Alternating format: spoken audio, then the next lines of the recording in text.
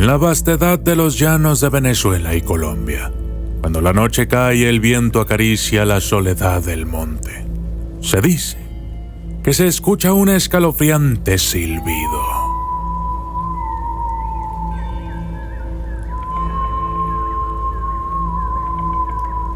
Es un sonido siniestro que retumba en el silencio de la noche. Un eco de una tragedia de antaño, una melodía que presagia la presencia de un alma condenada a vagar por toda la eternidad. Esta es la leyenda del Silbón.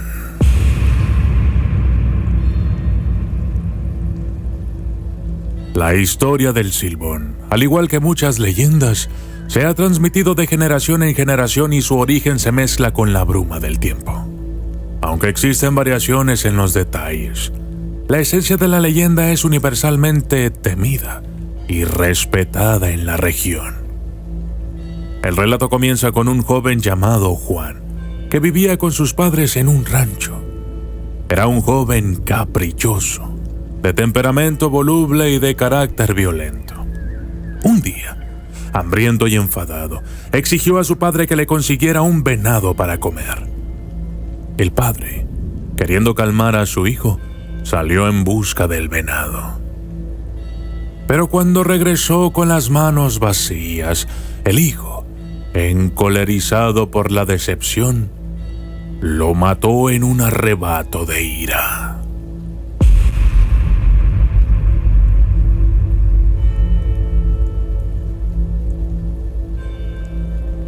Según algunas versiones, Juan despedazó el cuerpo de su padre y se lo sirvió a su madre en la cena. Cuando ella se enteró de la atrocidad cometida, maldijo a su hijo con una ira llena de dolor y tristeza. Según otras versiones, fue el abuelo de Juan quien, al descubrir el crimen, le aplicó la maldición.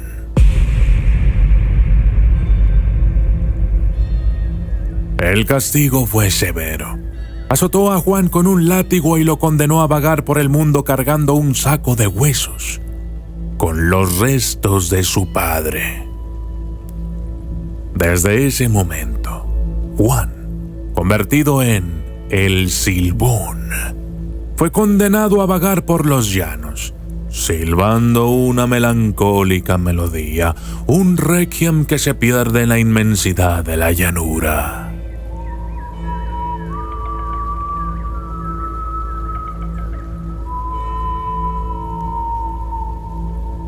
Siempre se le presenta como un hombre extremadamente delgado, casi esquelético, muy alto, con un sombrero de ala ancha que esconde su rostro y un fardo de huesos a sus espaldas.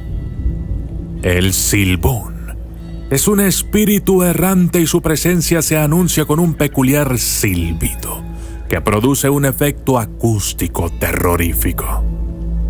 Cuanto más cerca se encuentra el Silbón, más lejos se escucha su silbido. Y cuando está lejos, el silbido se escucha cerca.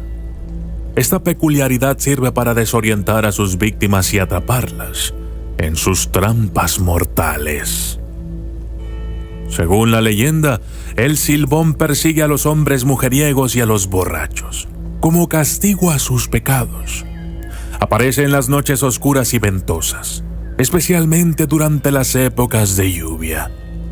Al encontrar a su presa, la persigue con su tétrico silbido hasta que la víctima se paraliza de terror y entonces el Silbón descarga su ira y venganza. Aspecto. El aspecto del Silbón es una representación de su condena eterna y de la atrocidad que cometió, y es, en sí mismo, una visión terrorífica.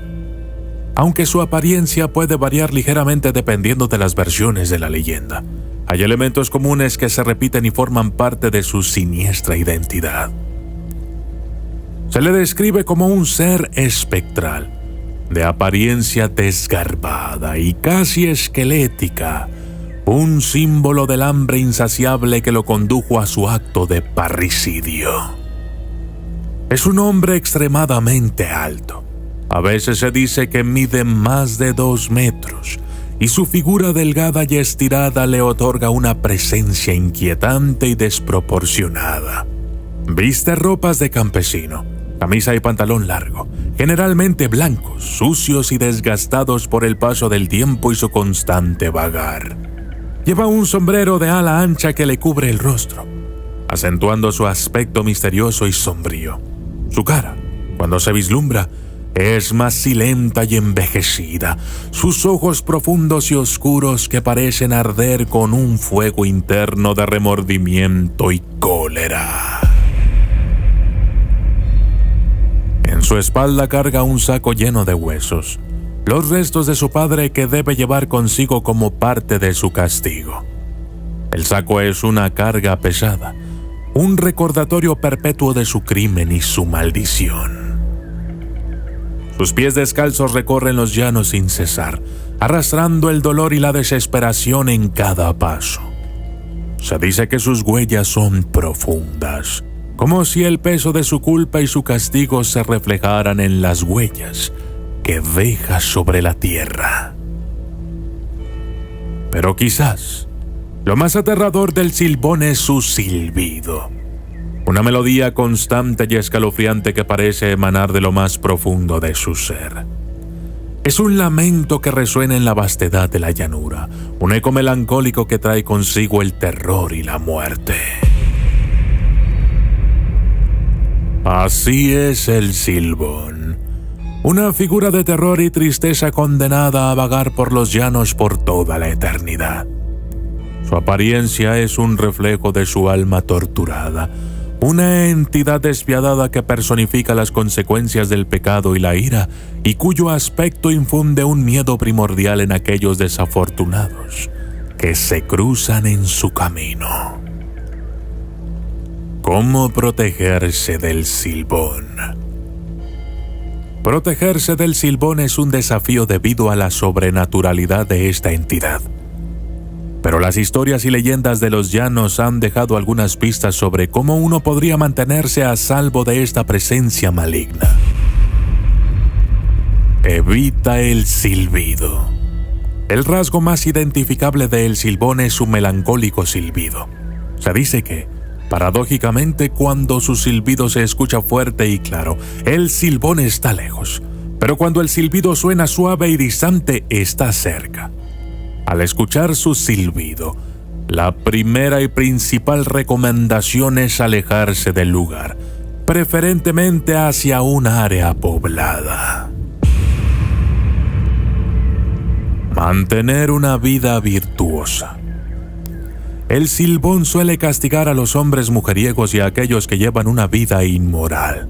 Mantener un comportamiento virtuoso y honorable puede disuadir al silbón de tomar interés en uno. El uso de objetos benditos. En algunas versiones de la leyenda se dice que el silbón evita las casas protegidas por la fe.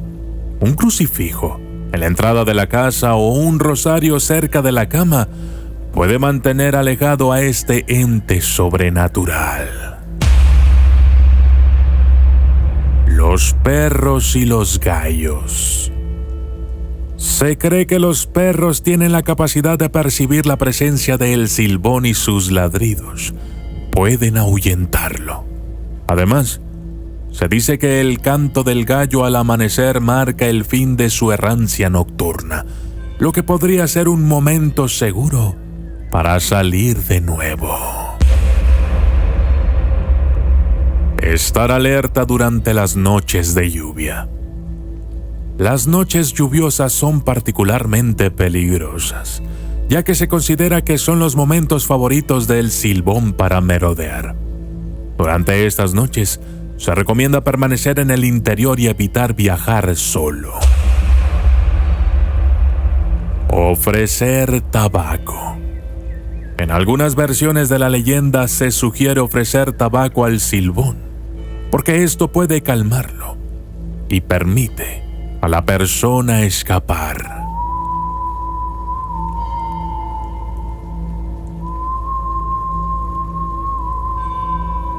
A pesar de estas precauciones, lo más importante es recordar que el Silbón es una entidad de castigo.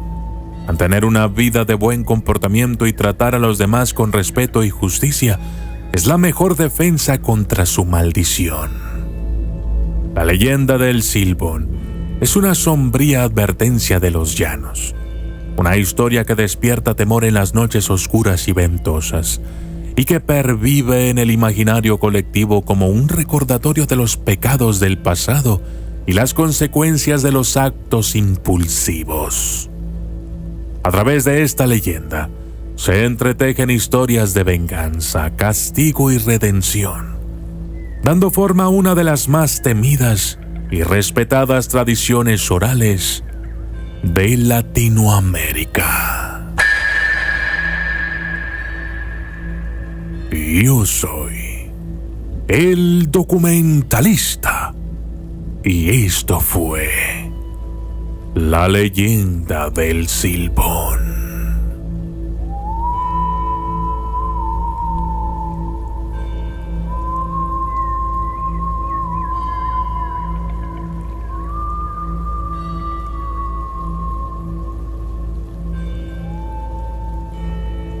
¿Te han gustado las imágenes del video?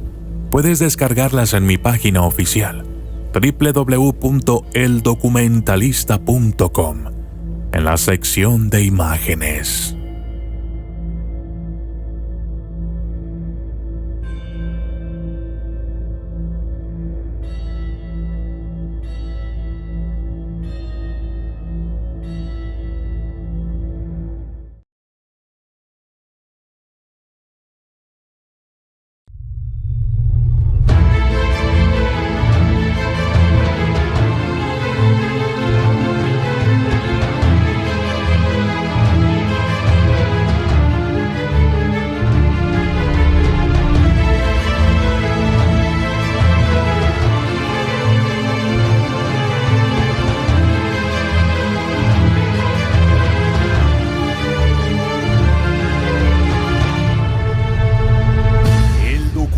Lista.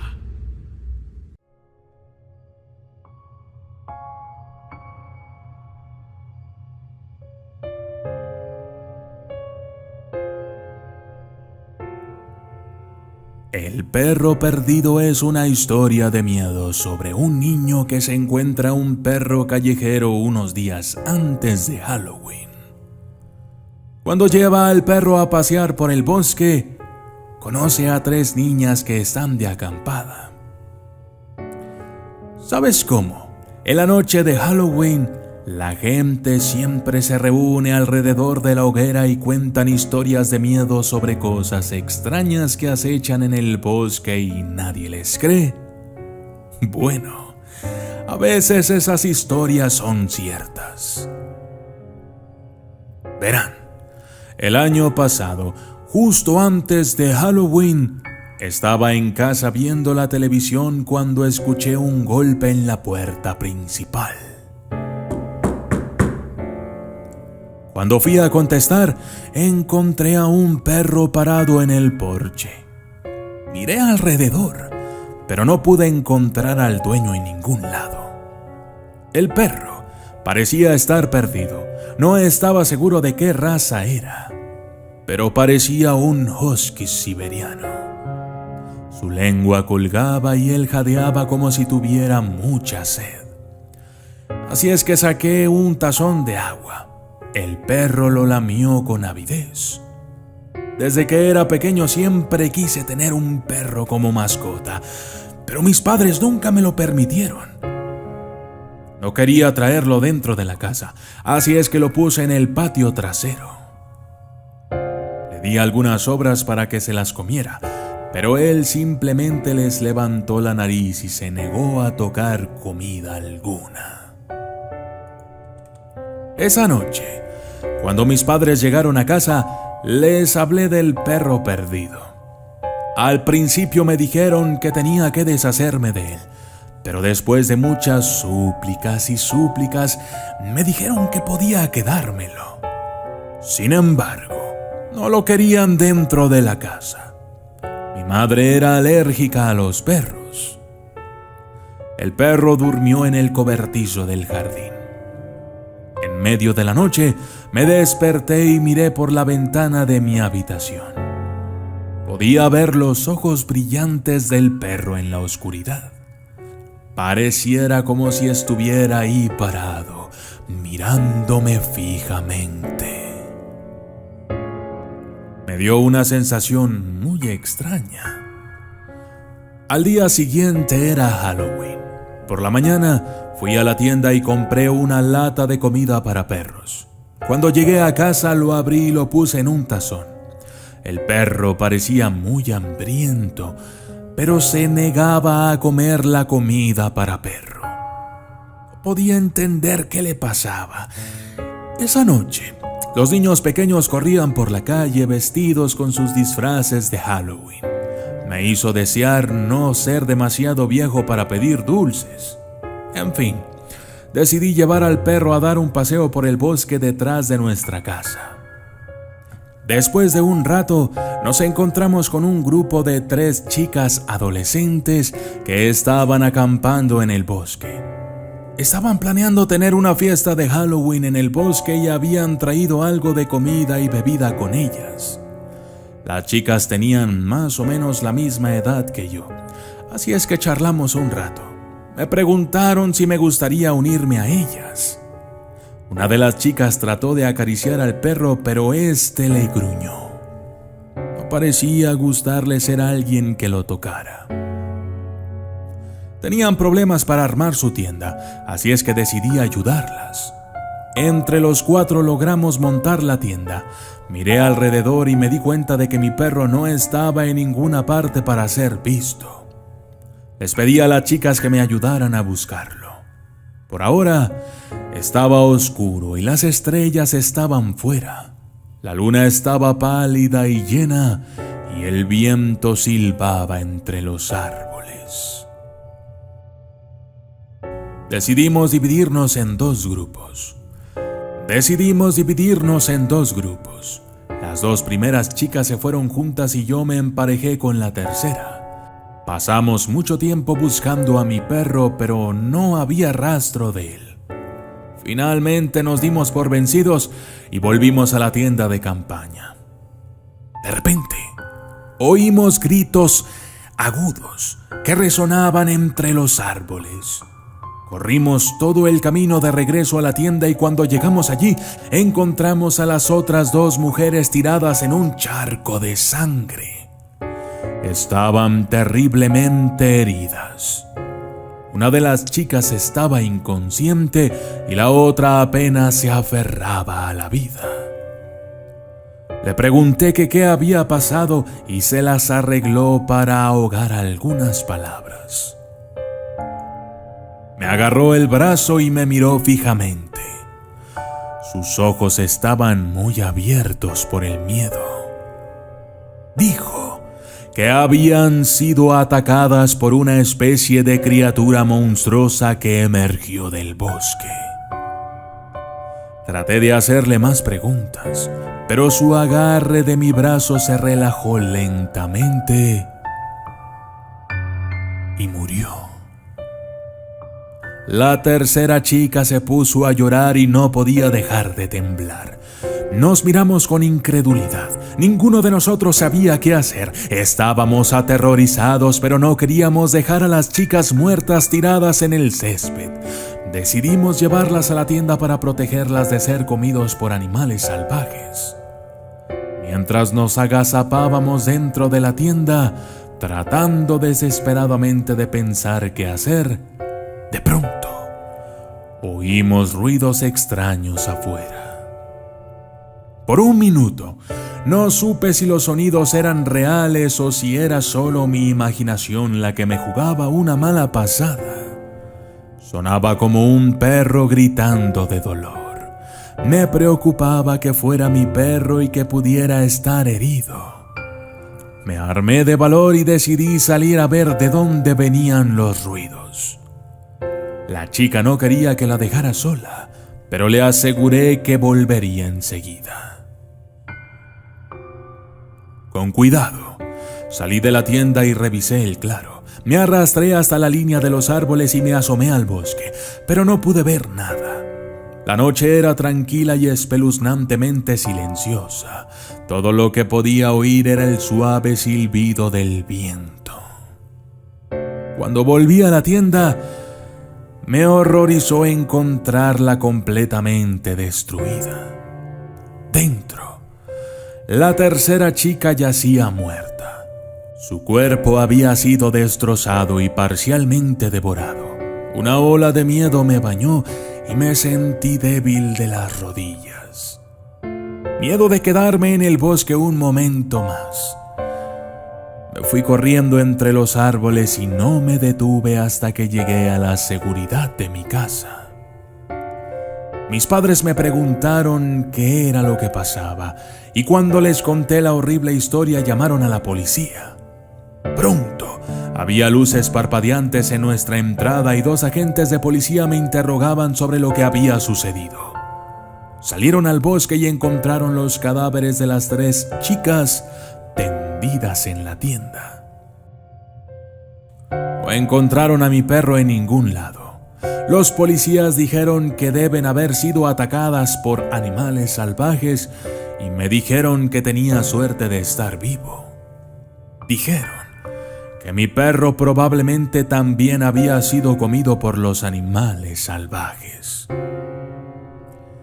A la mañana siguiente, estaba en el patio trasero cuando tuve la extraña sensación de que me estaban observando. Cuando levanté la vista, vi a mi perro, parado al borde del bosque.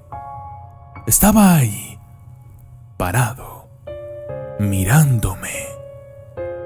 Entonces, hizo algo que me aterrorizó. Se puso de pie sobre sus patas traseras, se dio la vuelta y caminó de vuelta al bosque. Nunca lo volví a ver. El perro perdido sigue en el bosque. De vez en cuando, alguien lo ve acechando entre los árboles.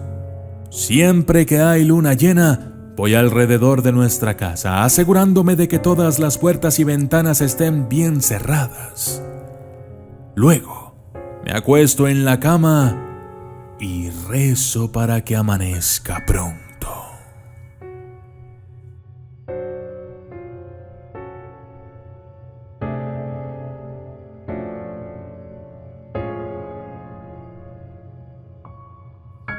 Yo soy el documentalista y esto fue El perro perdido.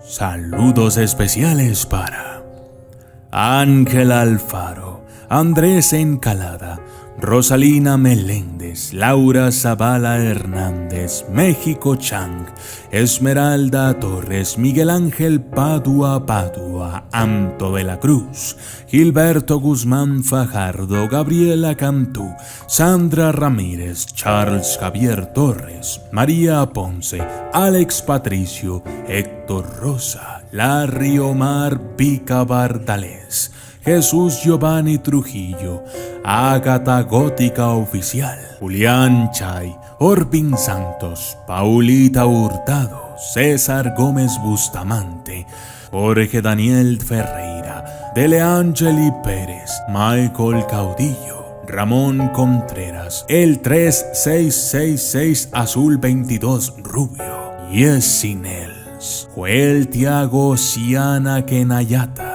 Jimmy David Lima Aguirre y Zulimor. Gracias y hasta la próxima.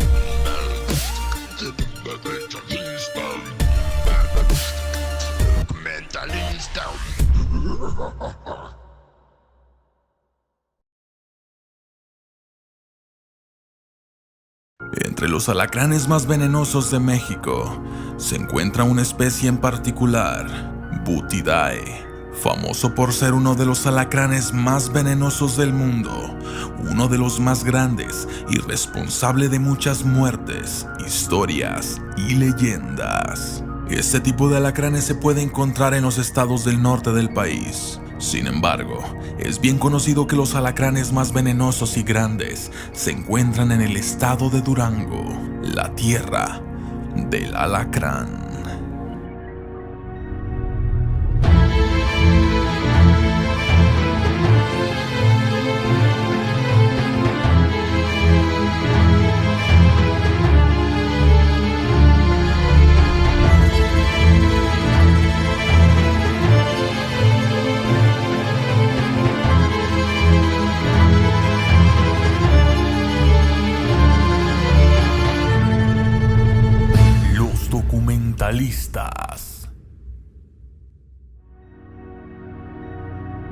Hoy traemos para ustedes la controversial historia de El Alacrán de Durango. Antiguamente los indígenas de las tierras del norte mexicano conocían muy bien a los alacranes. Estos formaron parte de muchas de las supersticiones de estos pueblos. Los zapotecas, por ejemplo, consideraban de mal agüero que estos arácnidos entraran en sus casas, se los encontraran o estuvieran cerca de ellos. Si aparecía un alacrán mientras conversaban, creían que este era un demonio espía enviado por el diablo. En el estado de Durango a finales del siglo XIX existía una antigua cárcel que se ubicaba en lo que hoy es el centro de la capital, llamada la Celda de la Muerte, porque todo preso que entraba en la celda 27 amanecía misteriosamente muerto. Esta situación angustiaba a los carceleros, autoridades y a los presos. La decisión que se tomó fue que en este lugar se encerraran solo a los presos peligrosos, ya que de esta manera serían doblemente castigados y a su vez serviría de lección para otros criminales. Fueron muchos los muertos. Este fue el motivo que generó que a este lugar se le viera como la celda maldita. Los habitantes de la cárcel decían que la causa era que en las noches entraba un espectro y tomaba a los presos para estrangularlos. Otros aseguran que el ambiente de la celda estaba envenenado y unos cuantos rezaban porque decían que la celda era visitada por el diablo. Las autoridades ofrecieron que al preso que descubriera lo que pasaba, se le daría su libertad. En 1884, en la hacienda de la Cacaria, trabajaba Juan, un joven alto, moreno y robusto, que le decían Juan sin miedo. En una ocasión llegó a la ciudad un perro rabioso, motivo que hizo que la población se alarmara y cerraran todas las puertas de sus casas. En la escuela del pueblo, el profesor no supo del peligro y les dio salida a los niños y niñas justo cuando el perro estaba allí. Juan, al mirar la intención agresiva del perro, sacó una escopeta para matarlo y al disparar, la bala atravesó el corazón de la señora Elvira, quien pasaba por el lugar. Juan fue encarcelado y tuvo que pagar por el delito 20 años de prisión. Después de 7 años de cárcel, las autoridades ordenaron que Juan sería condenado a la celda de la muerte. Aunque se decía que la verdadera razón era que el dueño de la hacienda lo quería muerto para quitarle a su prometida, Guadalupe. Cuando el director de la penitenciaría le preguntó a Juan, ¿cuál es tu última voluntad?, el sentenciado a muerte contestó, un banco, una docena de velas de cebo grandes y una caja de cerillos. Cumpliendo su petición, lo encerraron en la celda de la muerte. El hombre, con mucho miedo y nervios, prendía las velas en el momento que sentía una presencia extraña. Las horas parecían siglos y hora tras hora contaba las campanadas que daba el reloj de la catedral.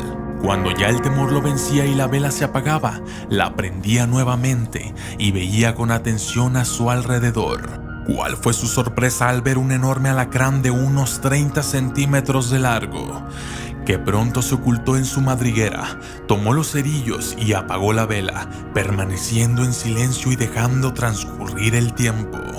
Su objetivo era matar al animal, o al menos no dejarse picar. Cuando el reloj indicó a las 5 de la mañana, encendió el cerillo y su última vela, y miró al enorme alacrán que estaba a un paso de su banco.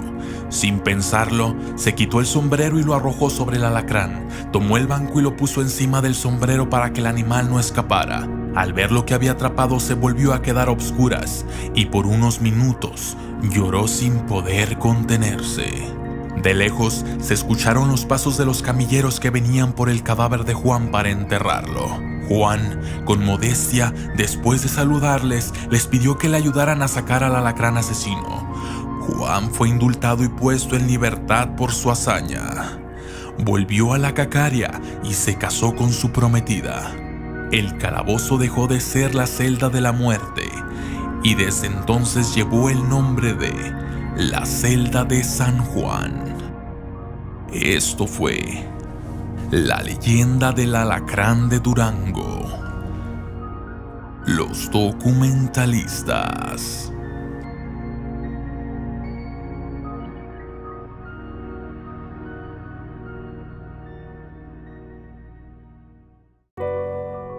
En la mitología guaraní existe una leyenda muy especial, considerada por muchos como una historia real. Se trata de una bestia parte humana, parte lobo. Esta bestia es conocida por varios hombres, y aunque pudiera confundirse con el famoso hombre lobo de Londres o el de las películas de Hollywood, este tiene también una historia muy particular, que nada o poco tiene que ver con el hombre lobo. Se trata de una bestia que tiene la capacidad de convertirse en una bestia con rasgos caninos o lobeznos y que, según la leyenda y testimonios reales, ha sido visto comúnmente en los cementerios, desenterrando y profanando tumbas, devorando la carne de algún recién fallecido para saciar su hambre. Yo soy el documentalista y esto es la leyenda del Luisón.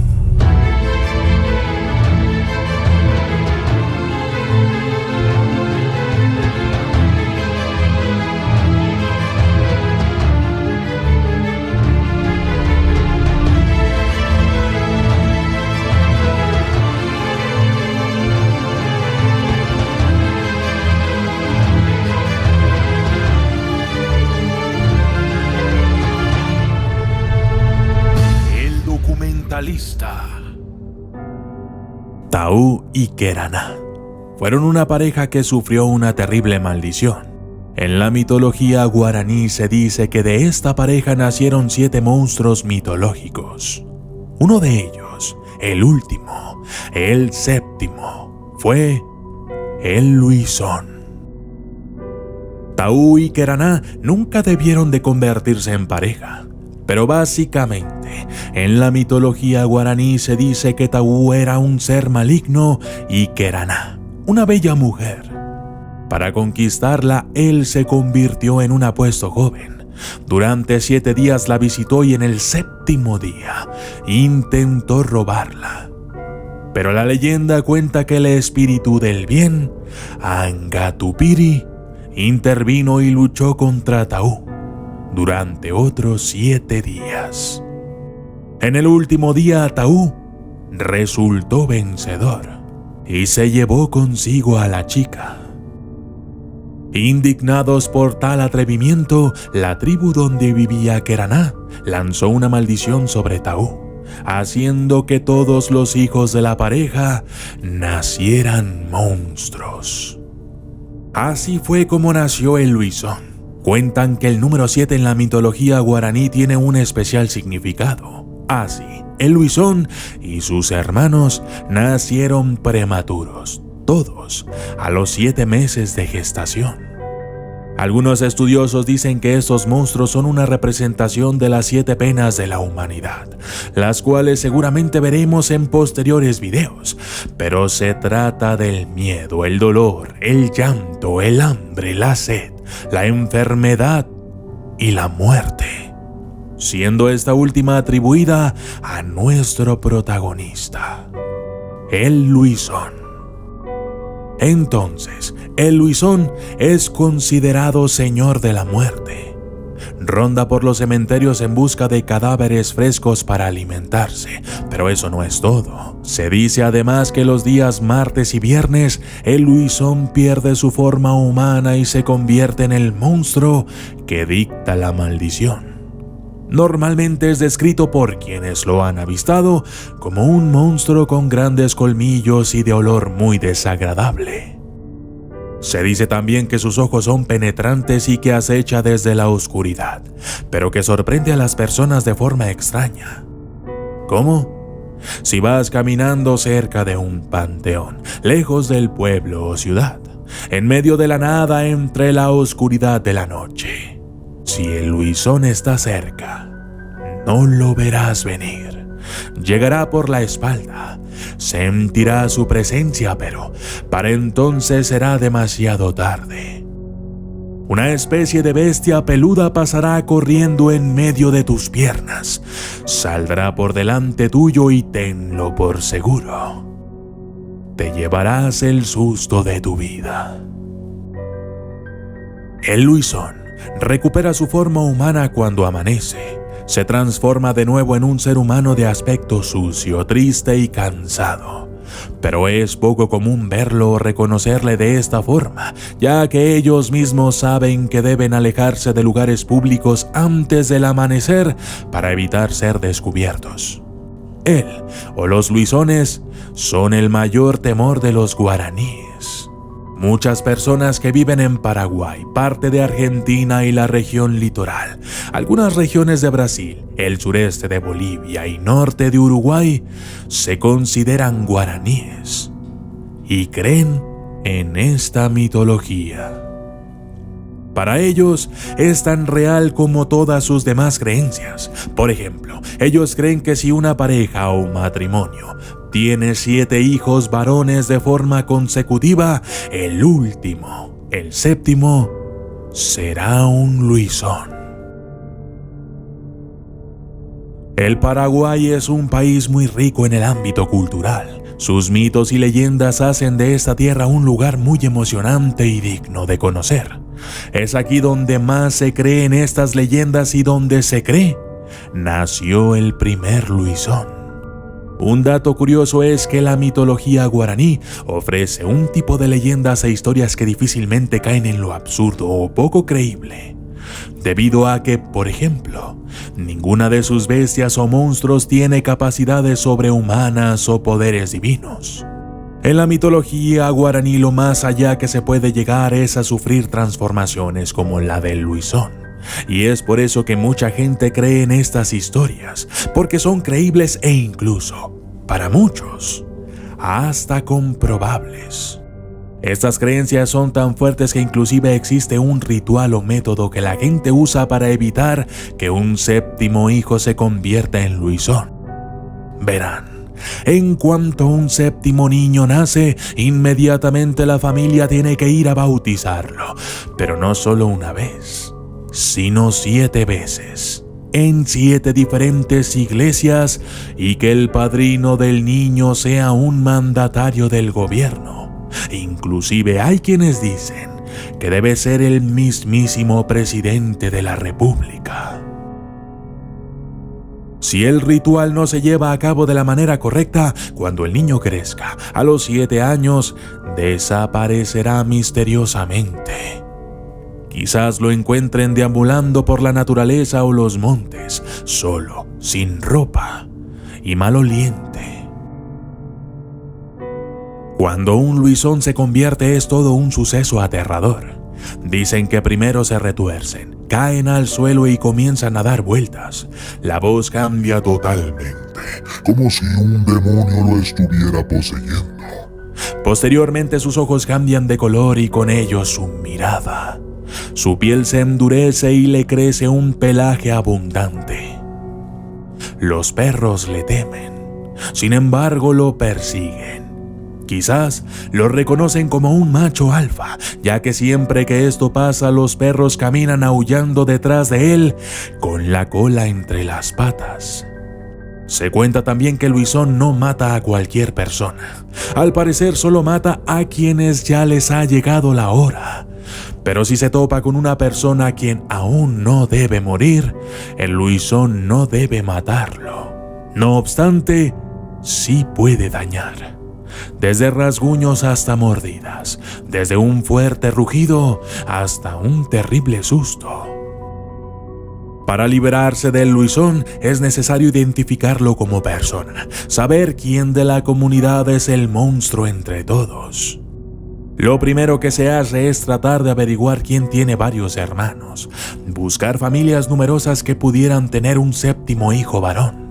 Si se da el caso, se identificaría rápidamente a Luisón. Sin embargo, también puede que Luisón sea una persona ajena a la comunidad y que se trate de un foráneo, en cuyo caso la identidad de la bestia solo puede ser descubierta enfrentándolo y diciendo su nombre 7 veces al revés.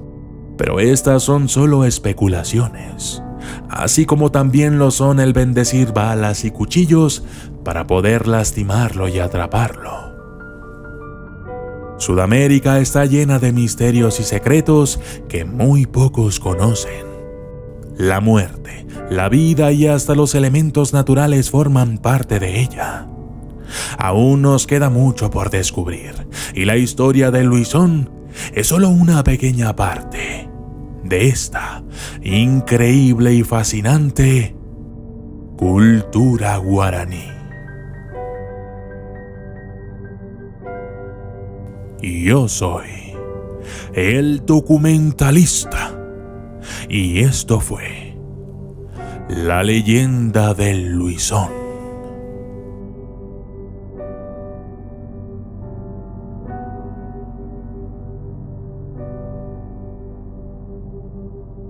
Saludos especiales para El Jero, Mariano Joel Agüero, Ismael Moreno, Borsec Obed García, a Gerardo y a sus compañeros del restaurante Playa Azul en Kansas, a Saek Z, Giovanni Camarillo, Iván Gudi, Diego Romo Gama, Revolution 2003, Gael Adame, Maidana Errejón, Black Aranda Coca, Luffy Gamers, Marlon de Paz, Eterna Moreno, Gunter Épico, Juan Silva, Luis Herrera, Gabriela Mendoza, de Dylan Roblox, Pipe Hoyos, Víctor Donaire Espejo y Quintalas.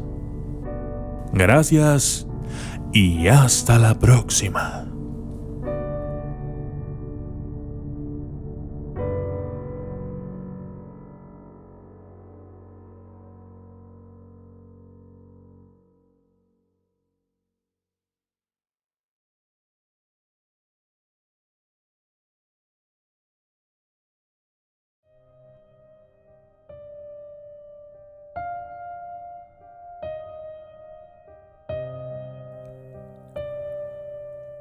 Los mitos son historias tradicionales que abordan las diversas formas de vivir y de ser.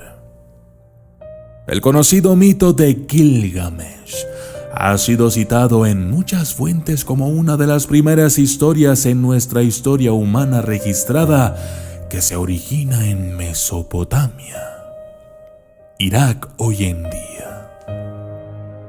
Aunque algunos sostienen que no fue solo un cuento de hadas, sino que se basó en algunos elementos de la verdad. Solo unas pocas tablillas han sobrevivido de los textos sumerios originales que datan del año 2000 a.C. Están escritas en un lenguaje cuneiforme.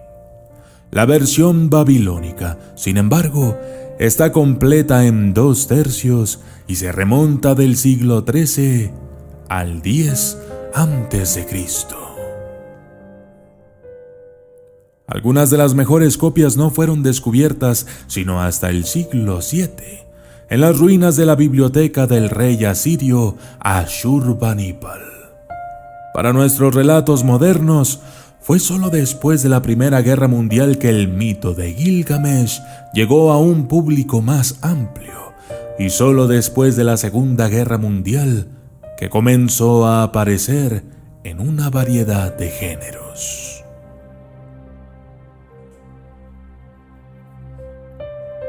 Y yo soy el documentalista, y esto es la leyenda de Gilgamesh.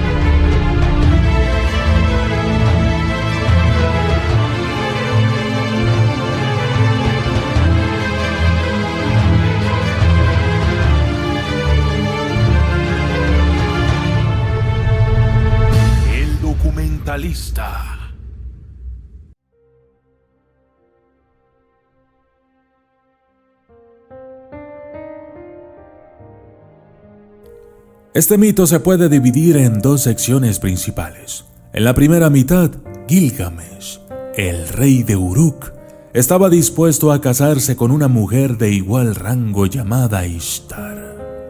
Sin embargo, Enkidu, una bestia salvaje, es creada como rival de Gilgamesh para ir a Uruk y liberar a su pueblo de los duros comportamientos de su rey. Gilgamesh y Enkidu se pelean primero, pero luego Gilgamesh encuentra una fuerza única en Enkidu que le permite hacerse amigo de él. Se dan la mano y deciden emprender un largo viaje a las montañas de cedro para derrotar a Humbaba, el monstruoso dios de las tormentas y los bosques. Los dos matan a Humbaba, pero Ishtar envía a alguien a matar a Enkidu. Mientras tanto, Gilgamesh se negó a tomar la mano de Ishtar en matrimonio. Ishtar se enfureció y envió a alguien a matar al mejor compañero de Gilgamesh, Enkidu. En la segunda mitad, Gilgamesh, sintiéndose triste por la muerte de Enkidu, emprende un largo y distante viaje para encontrar el secreto de la vida eterna de un hombre llamado Utnapishtim. Había sobrevivido a una gran inundación y los dioses le habían concedido la inmortalidad. Recorriendo muchos pueblos y hablando con mucha gente, ve que la vida que uno busca nunca la encuentra porque los dioses mantienen la vida en sus propias manos. Sin embargo, finalmente logra encontrar a Utnapishtim y le pregunta por los secretos. Utnapishtim desafía a Gilgamesh a permanecer despierto durante 7 días y luego podrá contarle sus secretos. Desafortunadamente, Gilgamesh no pasa la prueba. Sin embargo, Utnapishtim introduce a Gilgamesh a una planta que puede restaurar la juventud. Gilgamesh toma felizmente la planta para llevarla a su gente en Uruk. Pero la planta es robada por una serpiente a lo largo del camino. De allí la capacidad de la serpiente de desprenderse de su piel y rejuvenecerse. Decepcionado y cansado, Gilgamesh regresa a Uruk con las manos vacías, pero más sabio y con más paz y experiencia para esperar su muerte. El mito de Gilgamesh ha influido tanto en la literatura y la cultura antigua como en la moderna. Los temas de la epopeya se encuentran en la literatura bíblica y clásica posterior. De hecho, varios temas, elementos de la trama y personajes en Gilgamesh tienen contrapartes en la Biblia. Notablemente los relatos del Jardín del Edén, los consejos de Eclesiastes y el diluvio de Noé. Tal vez, a través de la participación en el mito de Gilgamesh, podríamos explorar sus paralelismos con nuestras vidas modernas de hoy y proyectar las posibilidades futuras de la humanidad. Si Gilgamesh fuera un hombre de verdad, habría vivido en la antigua Mesopotamia, entre los ríos Tigris y Éufrates, en lo que ahora es Irak. El poema en sí mismo fue creado muy probablemente entre el año 2150 y el 1400 a.C. Los expertos creen que el cuento probablemente existió en forma oral durante la tercera dinastía sumeria de Uruk y que fue escrito después de que los babilonios llegaron al poder. Los acontecimientos representados en la epopeya, así como otros 4 poemas épicos que sobrevivieron de esa época, son míticos, pero pueden haber sido concebidos para celebrar personas y acontecimientos reales. La lista de reyes sumerios es una antigua tablilla de piedra que enumera a los reyes de Sumeria y que supuestamente fue transmitida por los dioses. Se pasó de ciudad-estado a ciudad-estado para afirmar la unidad de la región. Cualesquiera que fueran los orígenes de la lista, se convirtió en una herramienta política a medida que las ciudades compitieron por la hegemonía dentro del imperio sumerio. Gilgamesh aparece en la lista sin ninguna fanfarria especial. En la sección Primeros gobernantes de Uruk, Gilgamesh ocupa el 5º lugar con el epíteto, cuyo padre era un fantasma, el señor de Kulaba. Se dice que reinó durante 126 años alrededor del año 2600 a.C. Este epíteto de ninguna manera es el más extraño de la lista. No confirma ni niega la legendaria ascendencia de Gilgamesh. Según poemas anteriores a la epopeya, el padre de Gilgamesh era Lugalbanda, un rey sacerdote. El nombre Lugalbanda también aparece en la lista del rey sumerio como el 3er gobernante de Uruk, lo que lo convertiría en el abuelo de Gilgamesh, si acaso, que reinó durante 1200 años y recibió el epíteto el pastor. En las historias, la madre de Gilgamesh es la diosa Ninsun. Es este aspecto de la ascendencia de Gilgamesh el que le da las habilidades mágicas y fuerza sobrehumana. Conocido como Bilgamesh en sumerio y Gilgamos en griego, y asociado estrechamente con la figura de Dumuzi del poema sumerio, de la descendencia de Inanna, Gilgamesh es ampliamente aceptado como el 5º rey histórico de Uruk, cuya influencia fue tan profunda que los mitos de su estatus divino crecieron alrededor de sus hechos y finalmente culminaron en los cuentos encontrados en la leyenda de Gilgamesh.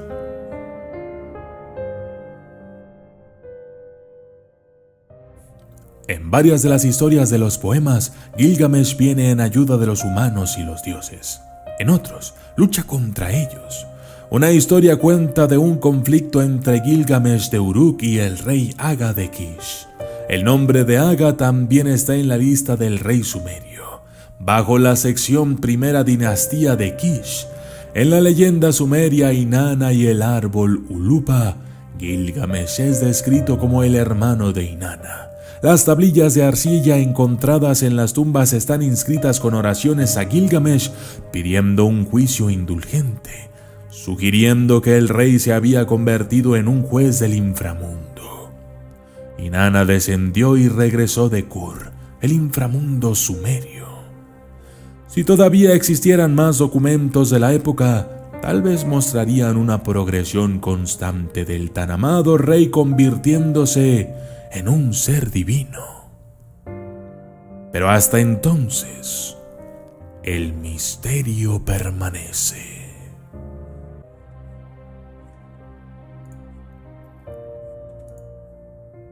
Yo soy el documentalista y esto fue la leyenda de Gilgamesh.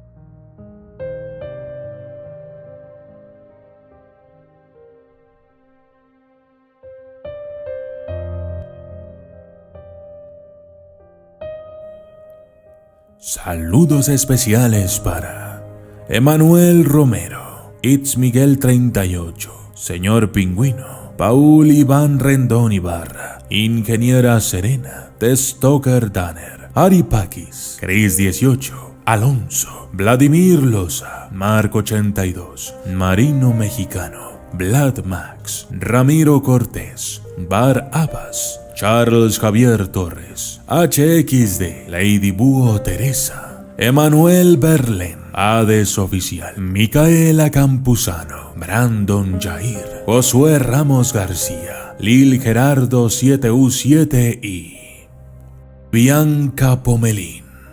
Gracias y hasta la próxima.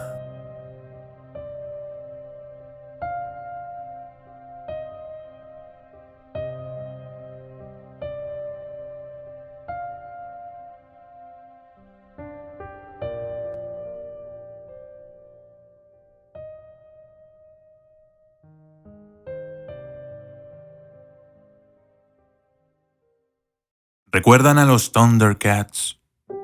Esa serie animada de los 80s, en la que un grupo de gatos humanoides trataba de salvar a la Tierra de un villano llamado Mumm-Ra. Si no, seguramente recuerdan a Leono y el épico grito. ¡Thunder! ¡Thunder! ¡Thunder! ¡Thundercats!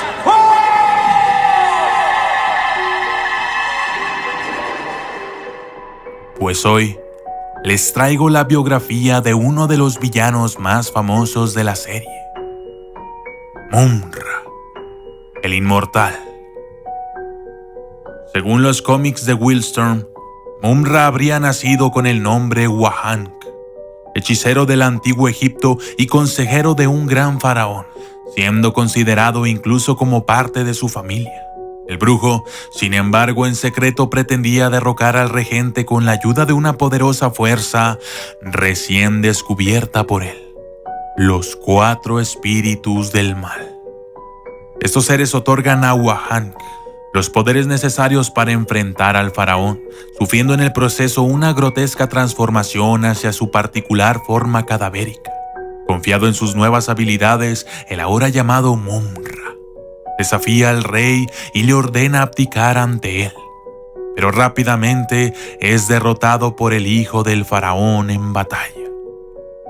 Mumm-Ra es enjuiciado por su traición, pero el faraón aún conserva aprecio por su antiguo amigo y le perdona ser empalado, y en cambio le otorga una misericordiosa y religiosa muerte a través de su encierro en la cámara mortuoria de una pirámide de ónix.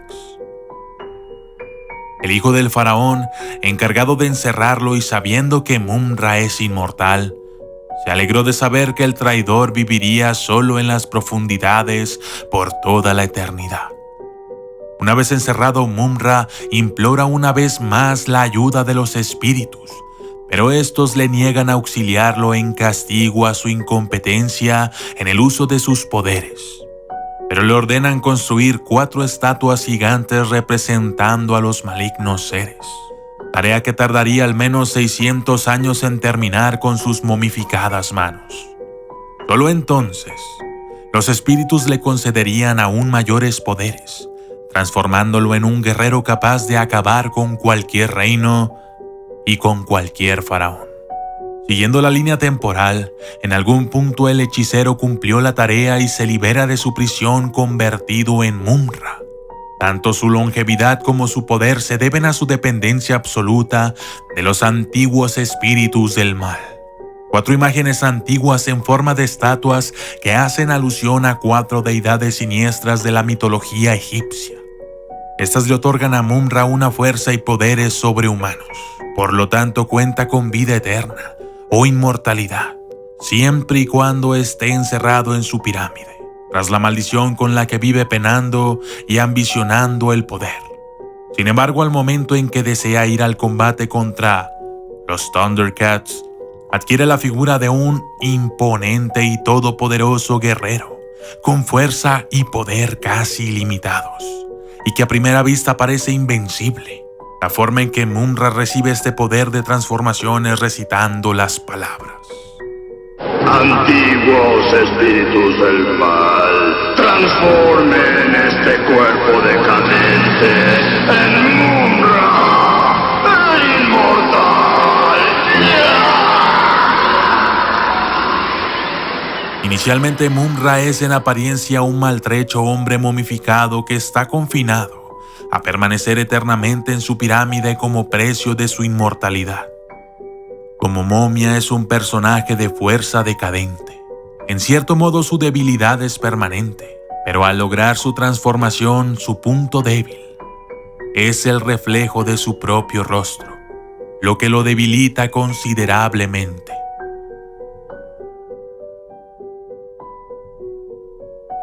Yo soy el documentalista. Y esto fue la leyenda de Mumra, el inmortal. Gracias y hasta la próxima.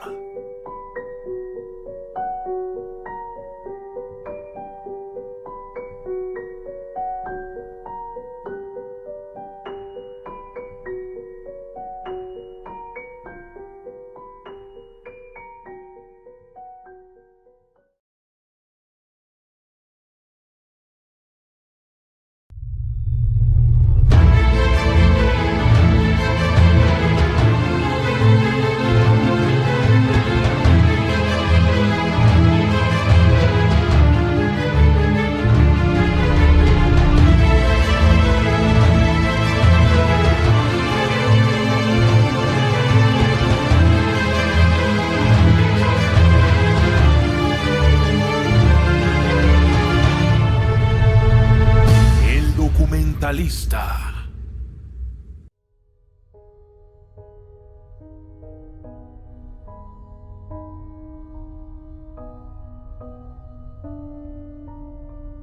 Entre los mitos y leyendas náuticas, pocos son tan famosos como el holandés errante.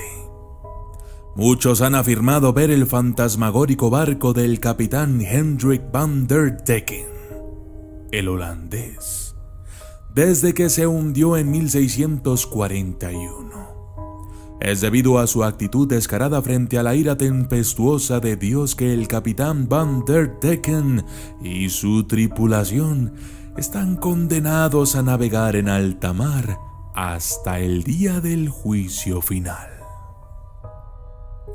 El capitán van der Decken había hecho el peligroso viaje de Holanda a las Indias del Lejano Oriente para comprar productos lucrativos como especias, sedas y tintes. Cuando finalmente llegaron y después de comprar todo lo que el casco podía contener y de haber hecho las reparaciones necesarias en el barco, el capitán van der Decken se dirigió a Ámsterdam.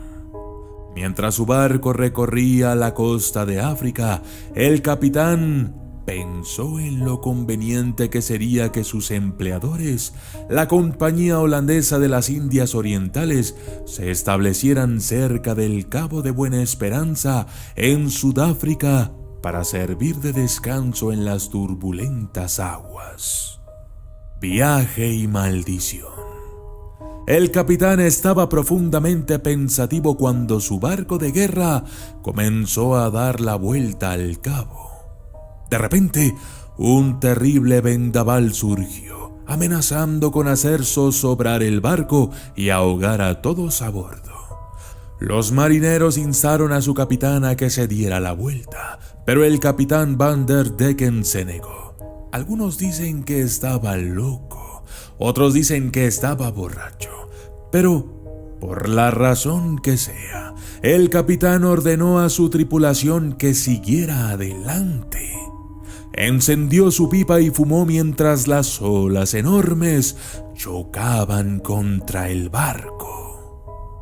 Los vientos rompieron las velas y el agua se derramó en el casco. Sin embargo, el capitán mantuvo su curso, desafiando la ira de Dios Todopoderoso mediante un juramento blasfemo. Llevados al límite, la tripulación se amotinó. Sin dudarlo, el capitán Van der Decken mató al líder rebelde y arrojó su cuerpo a los mares. En el momento en que el cuerpo del rebelde cayó al agua, el barco habló con el capitán, preguntándole si no quería entrar en la bahía esa noche. Van der Decken respondió: que me condenen eternamente si lo hago, aunque debería andar por aquí hasta el día del juicio. En ese momento, la voz volvió a decir: como resultado de tus acciones, estás condenado a navegar los océanos por toda la eternidad con una tripulación fantasmal de hombres muertos que traen la muerte a todos los que ven tu barco espectral, y a no llegar nunca a puerto ni conocer un momento de paz. Además, la hiel será tu bebida y la plancha caliente tu carne. En ese momento el capitán Van der Decken no tembló ni un instante. En vez de eso, se limitó a gritar: ¡Amén por eso! Desde entonces al capitán Van der Decken se le ha dado el nombre de Flying Dutchman, navegando su barco fantasma por todo el mundo. Los marineros afirman que los holandeses han llevado a los barcos por mal camino, provocando que se estrellen contra rocas o arrecifes escondidos. Dicen que si miras una tormenta feroz que se avecina en el Cabo de Buena Esperanza, podrás ver al capitán y a su esquelética tripulación. Pero cuidado, la leyenda dice que quien quiera que vea al holandés errante seguramente morirá de una muerte espantosa.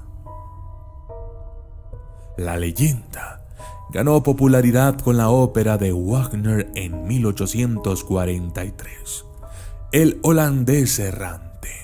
Sin embargo, la razón por la que la leyenda ha perdurado tanto tiempo y ha sido objeto de tantos relatos, vistos o inspirados no solo en la ópera de Wagner, sino también en The Rime of Ancient Mariner of Coleridge, Piratas del Caribe, un personaje de Bob Esponja y Pantalones Cuadrados, un episodio de Scooby-Doo y muchos otros más, es porque ha habido tantos supuestos avistamientos del barco fantasma. Uno de los encuentros más famosos fue realizado el 11 de julio de 1881 por el príncipe Jorge de Gales, futuro rey Jorge V, y su hermano el príncipe Alberto Víctor de Gales. En ese momento estaban navegando frente a las costas de Australia. Los registros del príncipe Jorge dicen: 11 de julio, a las 4 de la madrugada, el holandés errante nos cruzó la proa. Una extraña luz roja como la de un barco fantasma, en medio de la cual brillaban los mástiles, palos y velas de un bergantín a 200 metros de distancia. Destacaban con un gran relieve al subir por la proa de babor, donde también el oficial de guardia del puente la veía claramente, al igual que el guardián del cuarto de puente, que fue enviado inmediatamente al castillo de proa. Pero al llegar, no había ningún vestigio ni señal alguna de ningún barco material que se pudiera ver cerca o de inmediato al horizonte. Con la noche despejada y el mar en calma, 13 personas en total lo vieron. A las 10:45 de la mañana, el marinero común que había informado esta mañana que el holandés errante cayó de los mástiles delanteros al castillo de proa y fue aplastado contra los átomos. Hoy en día, los científicos insisten en que el barco del holandés no es más que un espejismo, una refracción de la luz de las aguas del océano.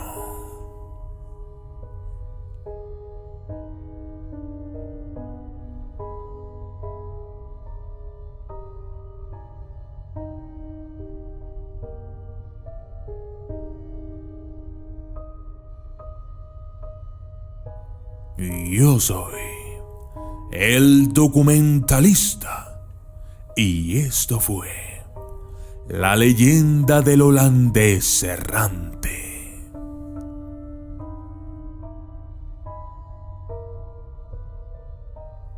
Saludos especiales para Sam Fex 26, el Arconte RJ Iván, Modesto Fuentes, Cristian López, Marvin Hernández, Rosa Sedán, Arturo Aponte, Mauricio Sánchez Mesa, Sebastián Tres Palacios, Franklin Girón, Alberto Pinto López, Asmín Salvador Méndez, Abril Herrera, Daichin Kansama, Balam Delgado, Leónidas 08, Vicente Azar, Leyenda Akira, Sabina Emilia Durán Pedroso, David García y CDNAV 777. Gracias y hasta la próxima.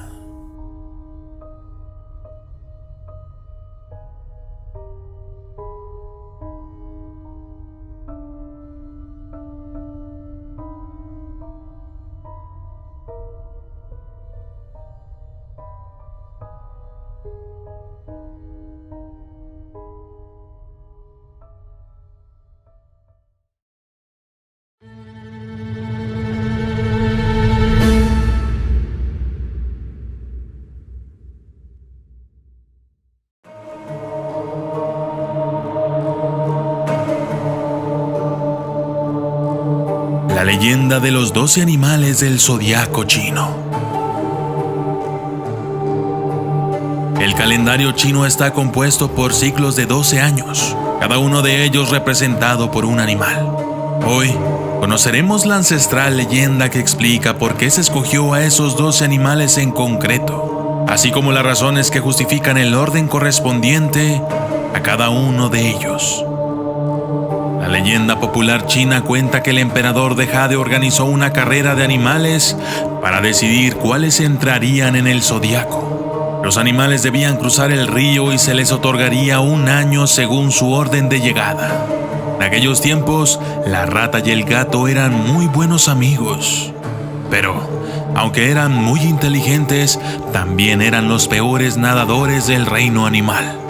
Así es que decidieron que la mejor forma y la más rápida para cruzar el río era hacerlo sobre la espalda de un búfalo. El búfalo, animal noble y bondadoso, estuvo de acuerdo en cargarlos a través del río. Sin embargo, al haber un premio de por medio, la rata decidió que para ganar debía hacer algo y, entonces, lanzó al gato al agua. Desde entonces el gato se convirtió en enemigo natural de las ratas y los ratones, además del agua. Después de esto, la rata llegó a la orilla y reclamó el primer lugar en la carrera, seguida de cerca por el fuerte búfalo, que fue nombrado segundo animal del zodiaco. Tras el búfalo apareció el tigre, quien explicó jadeando cómo había tenido que luchar contra las corrientes y cómo, gracias a su gran fuerza, pudo llegar a la orilla y convertirse en el tercer animal. El cuarto puesto del zodiaco fue para el conejo, quien gracias a su capacidad para saltar pudo brincar de una orilla a otra, aunque también explicó al emperador que hubiera caído al río de no haber sido por un pedazo de tronco que flotaba en el agua. Posteriormente apareció volando el dragón, que contó al emperador que no pudo llegar primero porque debió detenerse para crear lluvia, con el fin de ayudar a la gente y a las criaturas de la tierra. Además, en la recta final se había topado con un conejo aferrándose a un tronco, al que ayudó dándole un empujón con su aliento para que éste pudiera llegar a la orilla. El emperador, sorprendido por su amabilidad, le otorgó el quinto lugar del zodiaco. Poco después escuchó el galope de un caballo, pero una serpiente lo asustó y lo hizo caer. Por tanto, la serpiente ocupó finalmente el 6º lugar, mientras que el caballo se hizo con el 7º puesto. A poca distancia se encontraban la cabra, el mono y el gallo, que se acercaban a la orilla del río. Las 3 criaturas se ayudaron entre sí para cruzarlo. El gallo construyó una balsa de madera para los 3, mientras que la cabra y el mono despejaron la maleza y así, remando y remando, consiguieron llegar hasta la orilla de enfrente. El emperador, muy complacido por el trabajo en equipo de los animales, nombró a la cabra 8º animal, mientras que al mono y al gallo les otorgó los puestos 9º y 10º respectivamente. Y aunque el perro debería haber obtenido un buen puesto por tratarse del mejor nadador de todos los animales, se retrasó porque necesitaba un baño después de la larga carrera y al ver el agua fresca del río no pudo resistirse.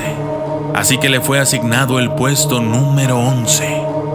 Justo cuando el emperador iba a dar por cerrada la carrera, escuchó el gruñido de un pequeño cerdo que había comenzado la carrera estando muy hambriento, por lo que al poco de comenzar se dio un banquete y se echó una siesta. Cuando despertó, continuó con la carrera y llegó justo para ser nombrado el animal número 12 del zodiaco.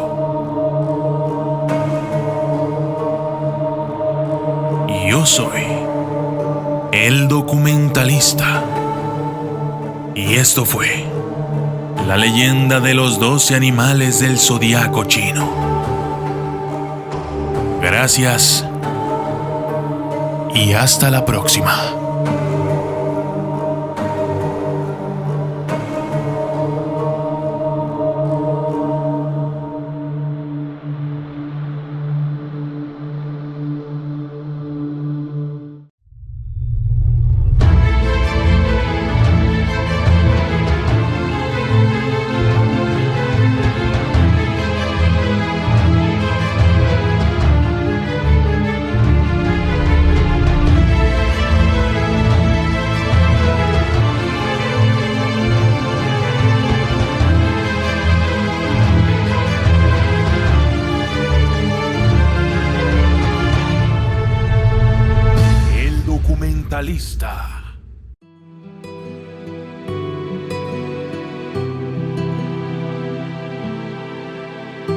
Yo soy el documentalista.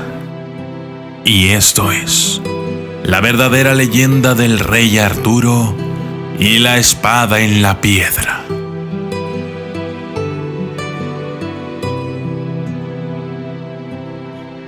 El tema del rey Arturo arrancando la espada de la piedra a fin de demostrarse a sí mismo que es digno de ser rey de Inglaterra, quizás sea la más tergiversada de todas las leyendas artúricas. Para empezar, en la historia original la espada está incrustada en un yunque que descansa sobre una piedra, no en la propia piedra. Y la espada en cuestión no es Excalibur, como se cree habitualmente, sino un arma completamente diferente.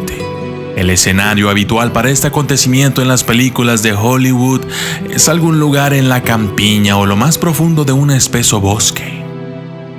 Sin embargo, en los romances artúricos compuestos en la época medieval, este episodio tiene lugar en el mismísimo corazón de Londres. La versión más antigua de la historia de la espada y la piedra fue escrita por el poeta borgoñón Robert de Boron hacia el año 1200. De Boron afirmaba haberse basado en un relato mucho más antiguo de la Edad Oscura medieval.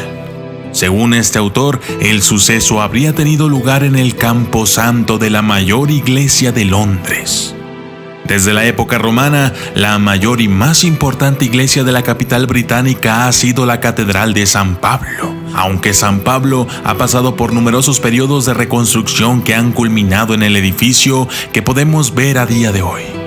Erguido a finales del siglo XVII, su localización está documentada como sede del obispado de Londres desde la época en que los romanos aún dominaban Gran Bretaña, en el siglo IV después de Cristo.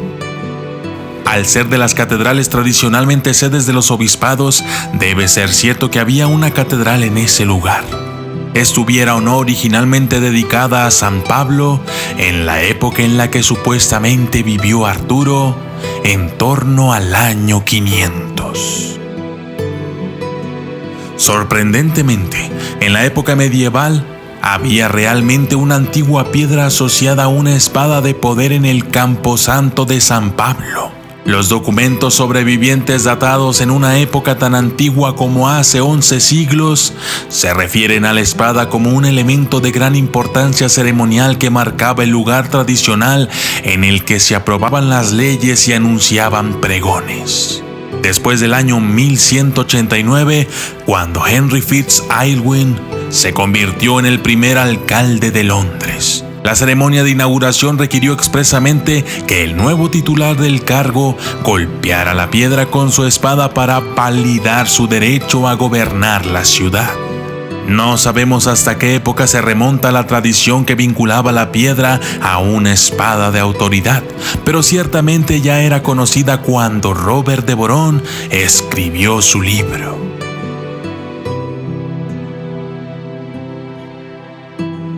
La piedra de Londres. Contra viento y marea, esta antigua piedra aún sobrevive, y la tradición local la vincula de hecho al rey Arturo.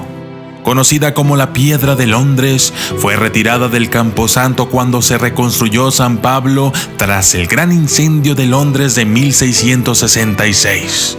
Más recientemente y durante muchos años, la piedra pasó inadvertida y fue casi olvidada, colocada en el interior de un nicho abierto en el muro de la librería que hay enfrente de la estación del Cannon Street, donde quedaba prácticamente oculta por una rejilla de hierro. El edificio está siendo demolido en la actualidad para construir uno nuevo en su lugar, y por esta razón la Piedra de Londres ha sido trasladada al cercano Museo de Londres. Se trata de un bloque de piedra caliza cuyas dimensiones aproximadas son 53 por 43 por 30 centímetros, desprendido de lo que habría sido en el pasado un elemento sin duda de mayor tamaño. El museo ha confirmado que la piedra podría muy bien ser de origen romano, lo que la haría lo suficientemente antigua como para haber estado en el camposanto de la catedral en la época en la que supuestamente vivió el rey Arturo.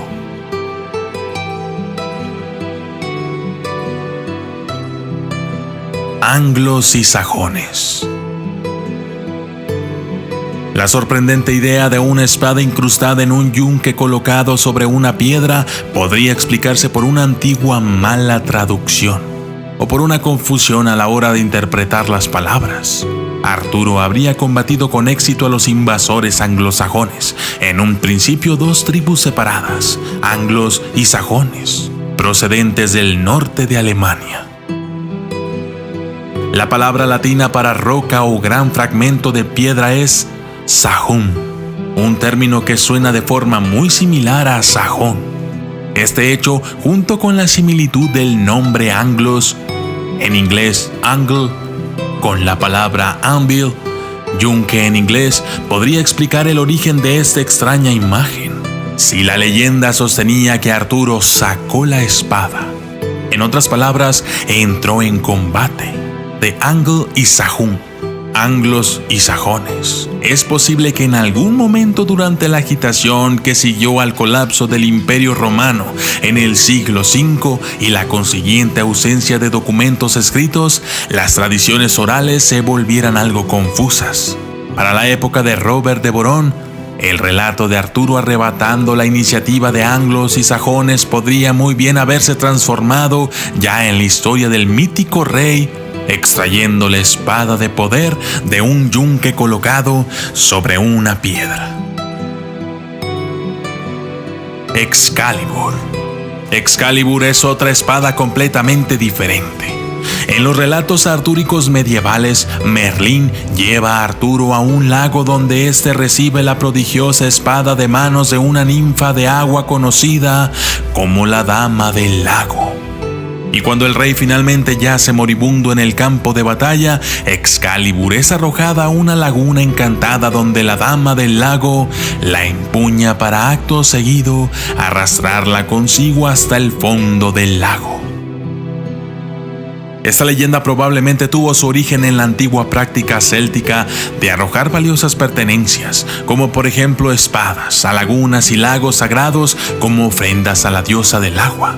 Los arqueólogos han descubierto numerosos objetos de este tipo, por ejemplo, del lecho del lago desecado de Llyn-Serrick Bach, situado en la isla de Anglesey, en el norte de Gales. Los expertos creen que las espadas de los guerreros eran arrojadas a estas aguas sagradas en los funerales para garantizar al espíritu una travesía segura al más allá.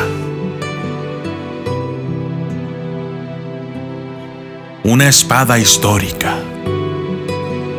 Quizás el error más habitual de Hollywood a la hora de mostrarnos la espada de Arturo, sea Excalibur o cualquier otra, como por ejemplo la que estaba clavada en la piedra, es el de presentárnosla como una larga espada medieval, del tipo llamado habitualmente por error espada ancha. Hacia el año 500, la época en la que la leyenda sitúa la historia de Arturo, las espadas eran por lo general mucho más cortas, con una guarnición mucho menos prominente, como por ejemplo la espata, espada habitual de la caballería romana de entonces. La spata era empleada básicamente por la caballería para aniquilar al enemigo desde el caballo, más que para los duelos de espadas habituales en las películas. Parece que la espada fue adoptada como espada ceremonial por los britanos en la época posterior a la dominación romana. De modo que si existió históricamente el rey Arturo, su espada muy probablemente era de este tipo.